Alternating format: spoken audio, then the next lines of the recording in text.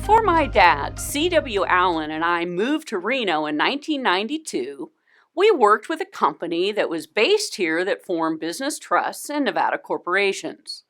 So naturally, once we relocated our company to Reno, we reached out to further build the relationship. After spending many lunches and an appropriate amount of time to get to know each other, it seemed logical to merge our companies. My dad and I would bring marketing and administrative expertise while they provided the knowledge and experience of forming Nevada business structures.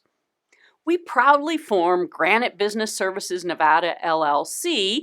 We're actually one of the first LLCs filed in the state, listing each one of our separate companies, a total of 3, as the new members of this LLC.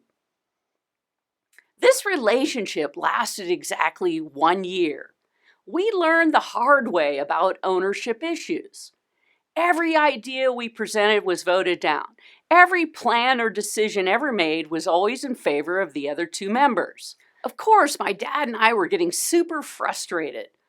I'll never forget during one of our rather intense meetings, Bill, one of the members, stood up and angrily drew 2 buses on the whiteboard. He pointed to one of them and told my dad and I that that's the bus we were on, which in his opinion was the wrong bus. It was the other bus, the one that he and the other member was sitting on, that was the right bus. It finally deteriorated to the point that one Monday morning we arrived at work and found a lockbox on the office door. I mean, seriously? Once they finally let us in, they announced that they had fired my dad. So he left, and I remained there alone to work with these crazy people, since it was still a fact that my dad and I were members of the LLC.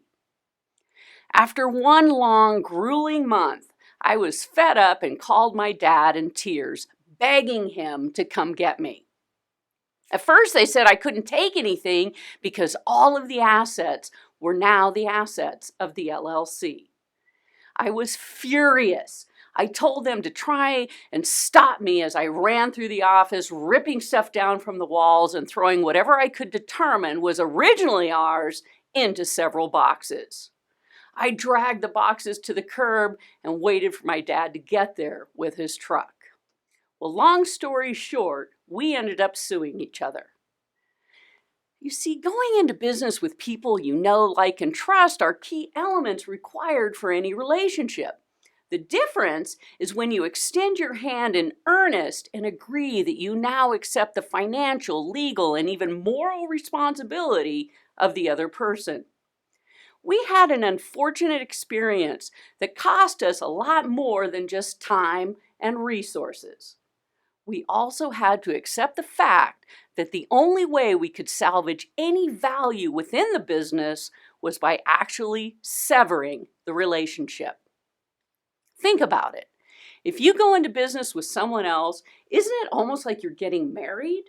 The outlook is bright and sunny in the beginning, since you probably share things in common and are, of course, excited about working towards some common goals.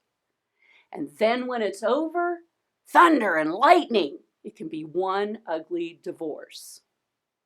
So how do couples avoid the nasty recourse of a bad marriage? They sign a prenuptial agreement. In the business world, that prenup translates into a buy-sell agreement between the owners.